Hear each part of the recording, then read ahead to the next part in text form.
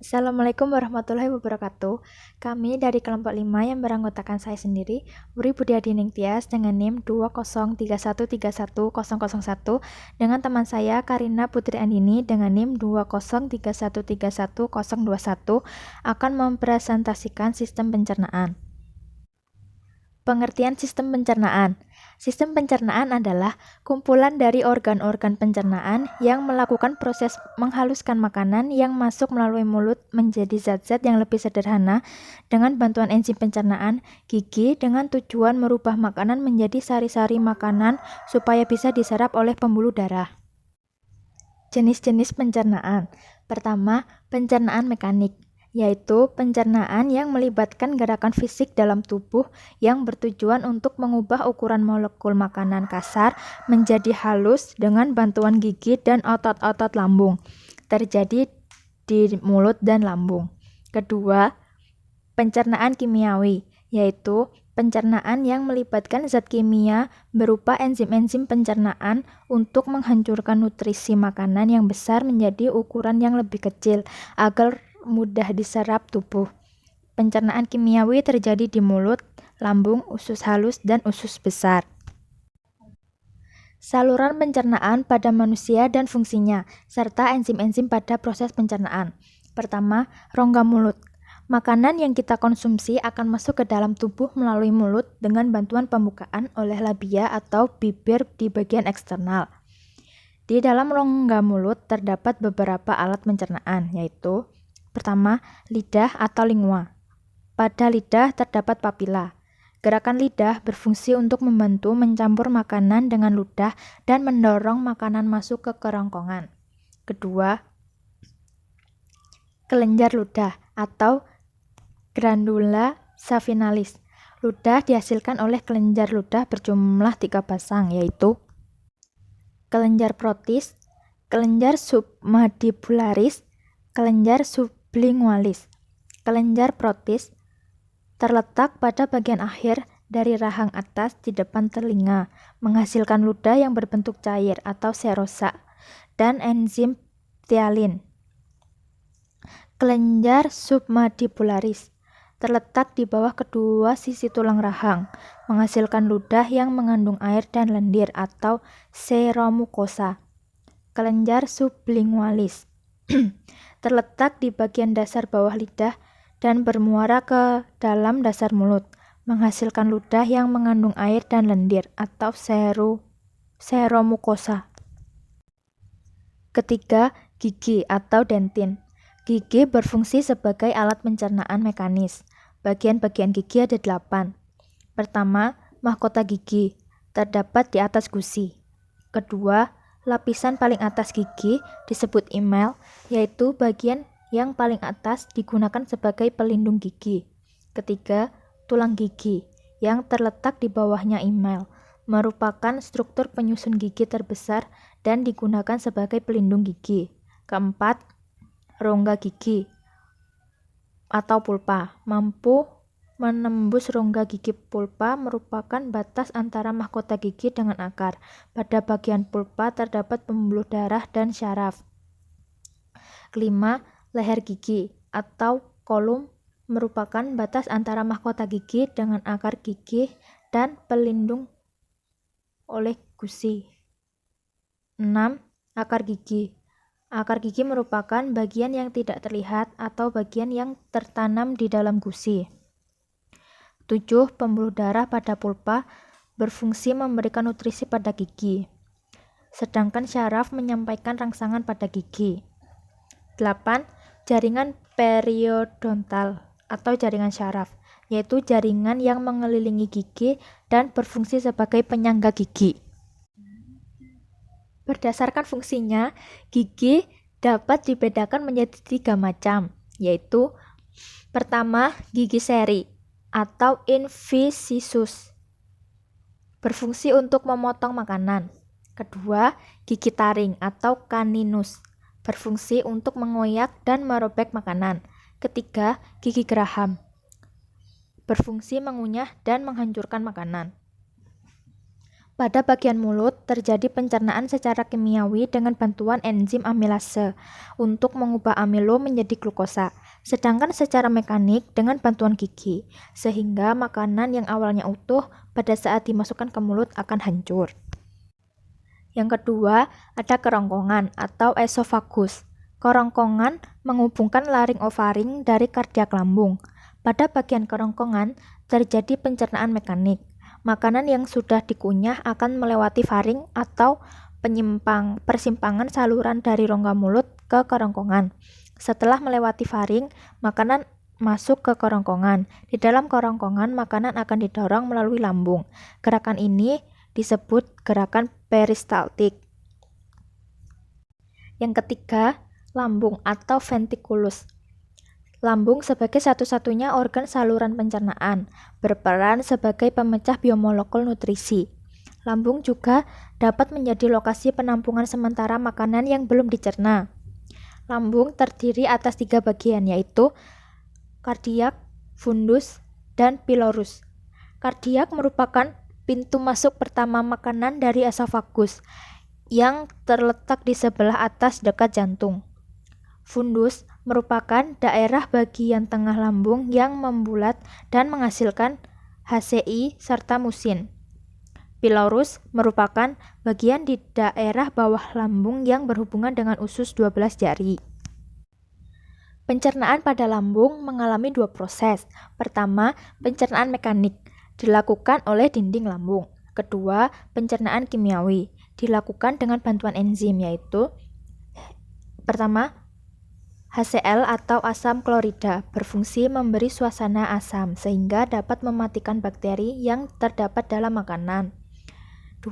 Pepsin, yaitu enzim yang berfungsi merombak protein menjadi pepton.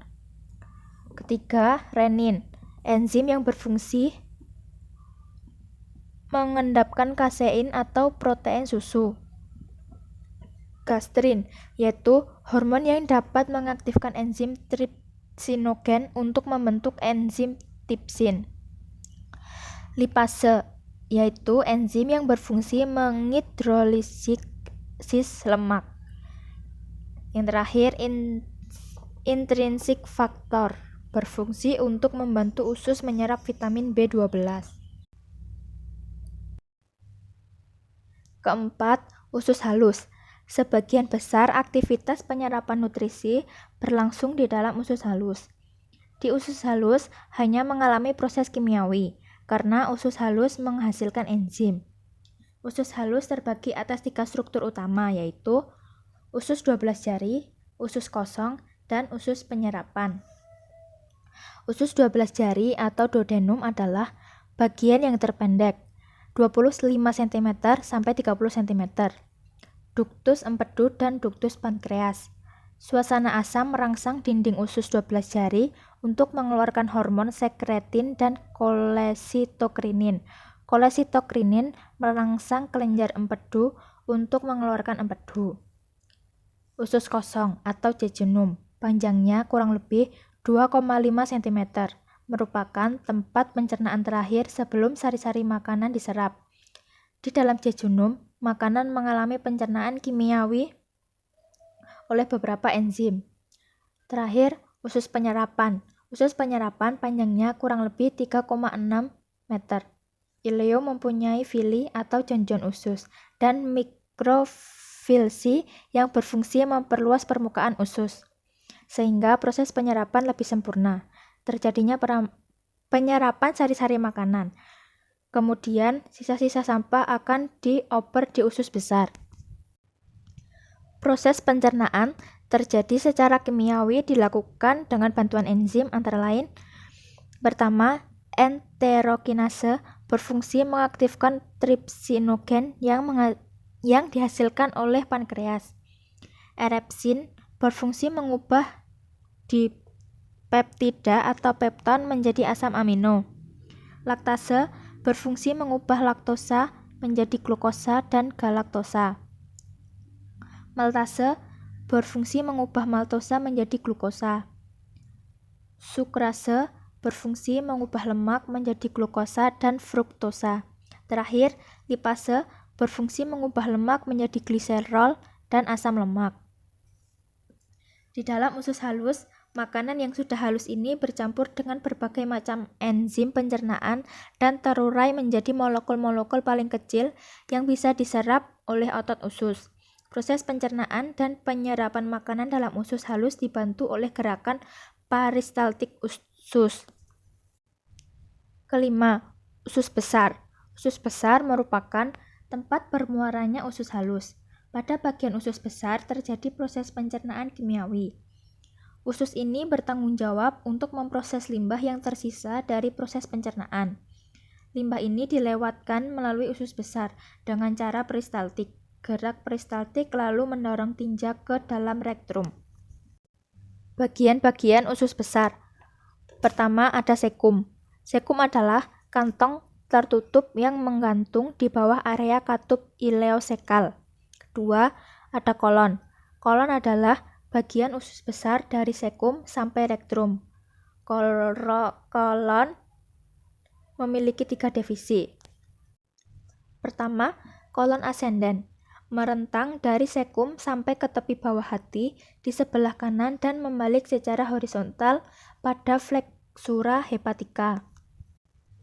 2. Kolon transversa, merentang menyilang abdomen di bawah hati dan lambung sampai ke tepi lateral ginjal kiri. Tempatnya memutar ke bawah pada flexura splenic. Ketiga, kolon descendens, merentang ke bawah pada sisi kiri abdomen dan menjadi kolon sigmoid berbentuk S yang bermuara di rektum. Rektum. Rektum adalah bagian saluran pencernaan selanjutnya dengan panjang 12-13 cm. Rektum berakhir pada saluran anal dan membuka ke eksterior di anus.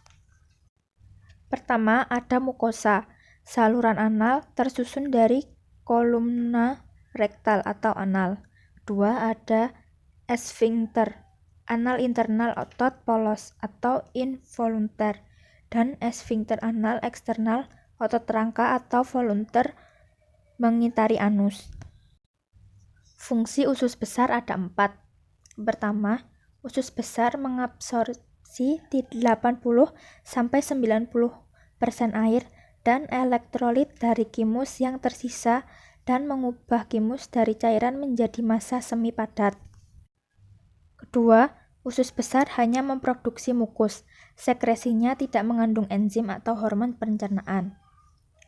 Ketiga, sejumlah bakteri dalam kolon mampu mencerna sejumlah kecil selulosa dan memproduksi sedikit kalori nutrien bagi tubuh dalam setiap hari. Bakteri juga memproduksi vitamin K, riboflavin, dan tiamin, dan berbagai gas. Keempat, usus besar mengekskresi zat sisa dalam bentuk feses. Pertama, air mencapai 75% sampai 80% feses. Sepertiga materi padatnya adalah bakteri dan sisanya yang 2% sampai 3% adalah nitrogen. Zat sisa organik dan anorganik dari sekresi pencernaan serta mukus dan lemak. 2. Feses juga mengandung sejumlah materi kasar atau serat dan selulosa yang tidak tercerna. Warna coklat berasal dari pigmen empedu, bau berasal dari kerja bakteri. Keenam, rektrum. Rektrum adalah bagian saluran pencernaan selanjutnya dengan panjang 12-13 cm. Rektum berakhir pada saluran anal dan membuka ke eksterior di anus. Pertama, mukosa saluran anal tersusun dari kolumna rektal, yaitu lipatan vertikal yang masing-masing berisi arteri dan vena. 2. Esfinkter, anal interior otot polos, dan esfinkter anal eksternal otot rangka, mengitari anus. Tugas rektum adalah menerima feses dari usus besar. Ketika gas atau feses masuk ke dalam rektrum, sensor mengirimkan pesan ke otak. Otak kemudian memutuskan apakah isi rektal dapat dilepaskan atau tidak. Jika bisa, otot mengendur dan rektrum berkontraksi mengeluarkan isinya. Jika isinya tidak dikeluarkan, otot berkontraksi dan rektrum tertampung sehingga sensasi sementara hilang. 7. Anus. Anus merupakan lubang tempat keluarnya kotoran atau feses setelah sebelumnya ditampung di dalam rektrum. Anus terdiri dari 2 lapisan otot, yaitu otot polos dan otot lurik. Selanjutnya, kelenjar pencernaan. Pertama, lambung. Terdapat enzim HCl atau asam lambung, pepsin, renin, dan lipase gastrik. HCl berfungsi mengaktifkan enzim dan membunuh kuman. Pepsin berfungsi memecah protein menjadi pepton. Renin berfungsi mengubah protein susu menjadi kasein. Dan lipase gastrik berfungsi memecah lemak menjadi asam lemak dan gliserol. 2. Ada pankreas. Terdapat enzim amilase, tripsin, lipase, dan peptidase. Amilase berfungsi memecah amilum menjadi glukosa. Tripsin berfungsi memutuskan ikatan pada peptida. Lipase berfungsi memecah lemak menjadi asam lemak dan gliserol.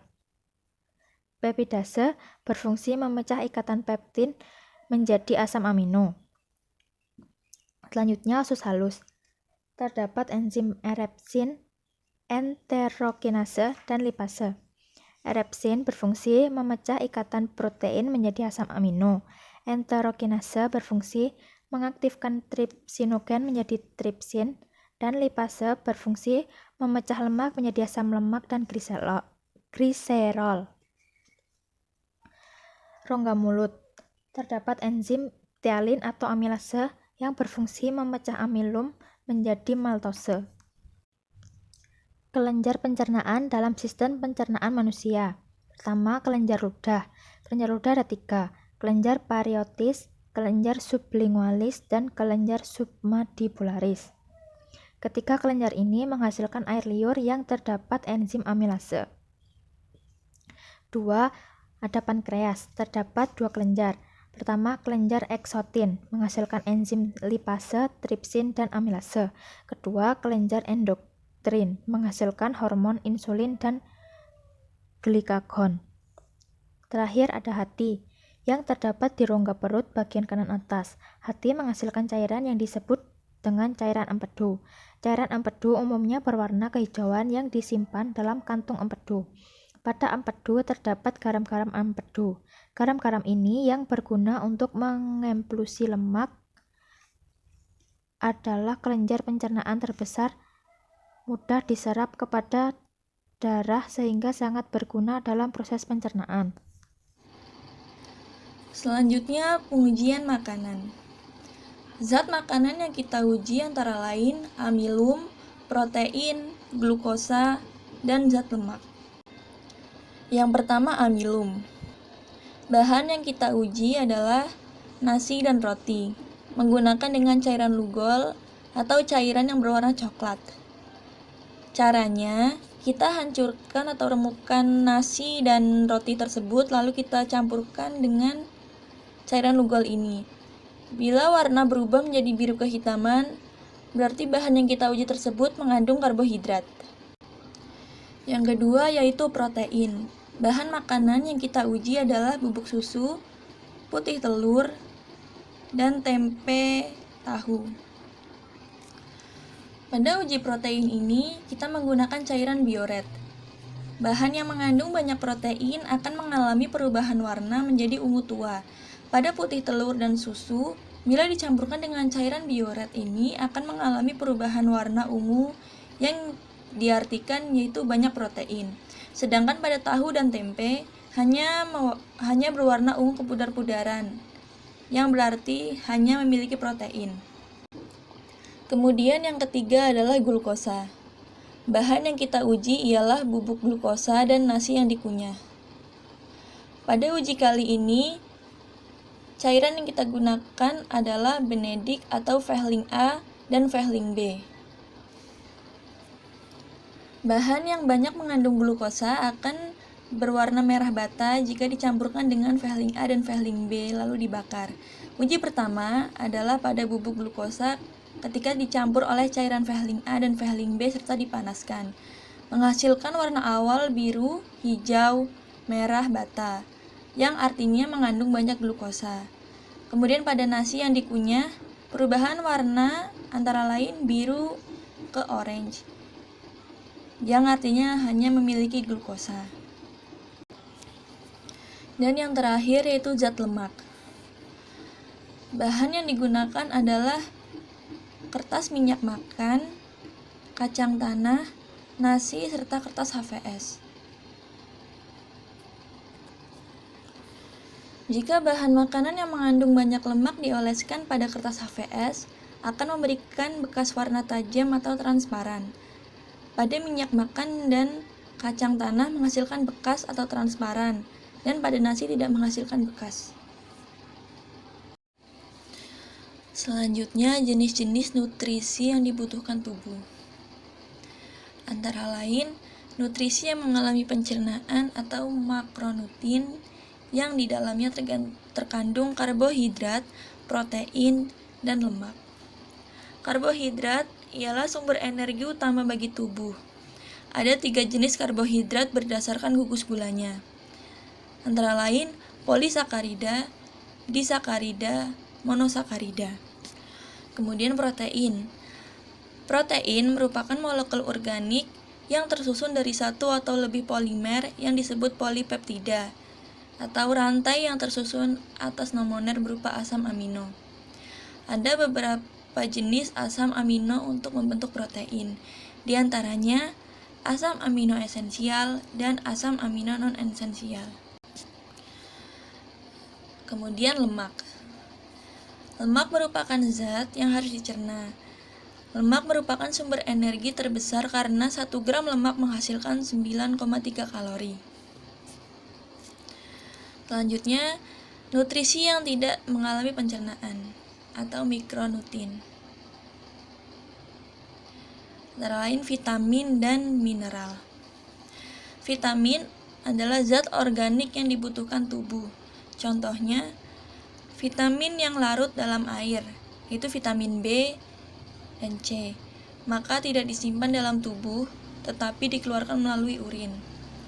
Yang kedua, vitamin larut dalam lemak, yaitu vitamin A, vitamin D, vitamin E, dan vitamin K. Berarti vitamin tersebut akan disimpan di lapisan lemak. Selanjutnya yaitu mineral. Mineral adalah zat organik yang terdapat di dalam tubuh dalam bentuk ion. Kemudian, gangguan sistem pencernaan pada manusia. Yang pertama, MAH. MAH merupakan gangguan pencernaan yang disebabkan oleh radang akut pada dinding lambung karena makanan kotor atau kelebihan HCl. Yang kedua, kolitis. Kolitis merupakan penyakit pada sistem pencernaan akibat peradangan usus besar. Yang ketiga, apendisitis. Apendisitis adalah peradangan pada umbai cacing atau usus buntu. Yang keempat, sesortamio. Gangguan pada rongga di mana produksi air liur menurun sehingga mulut terasa kering. Yang kelima, diare. Diare adalah penyakit yang disebabkan oleh infeksi mikroorganisme yang mengganggu flora normal pada kolon sehingga feses menjadi cepat keluar. Yang keenam, kolik. Kolik adalah rasa nyeri pada perut karena mengonsumsi makanan yang mengandung zat perangsang, misalnya cabai, lada, dan jahe. Yang ketujuh, malabsorpsi. Malabsorpsi adalah kelainan kemampuan lambung dan usus untuk menyerap sari makanan menjadi tidak sebaik yang seharusnya. Yang kedelapan, malanutrisi. Malanutrisi adalah gangguan kesehatan gizi. Dapat karena kelebihan kekurangan atau ketidakseimbangan gizi. Yang kesembilan, peritonitis, yaitu infeksi pada rongga perut. Dan yang terakhir, parotitis. Parotitis adalah radang pada kelenjar parotis, satu atau kedua pipi membengkak karena kelenjar ludah parotis diserap virus. Kemudian mekanisme tersedak. Tersedak adalah suatu proses pengeluaran makanan dari saluran pernafasan secara refleks dan merupakan kelainan pada sistem pencernaan.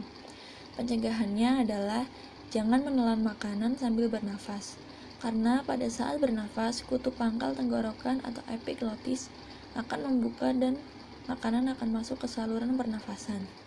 Tersedak secara umum dapat disebabkan karena berbicara saat makan, bernafas, dan fungsi epiglotis yang tidak bekerja dengan baik. Selain itu, tersedak dapat terjadi karena kegagalan mekanisme perlindungan yang normal, seperti ketika tidur dan mabuk, kesadaran menjadi menurun. Tersedak adalah suatu proses pengeluaran makanan dari saluran pernafasan secara refleks dan merupakan kelainan pada sistem pencernaan.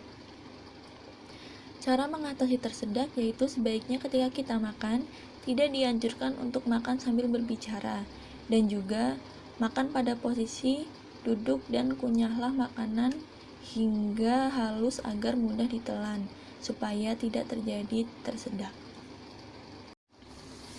Sekian yang dapat kami sampaikan.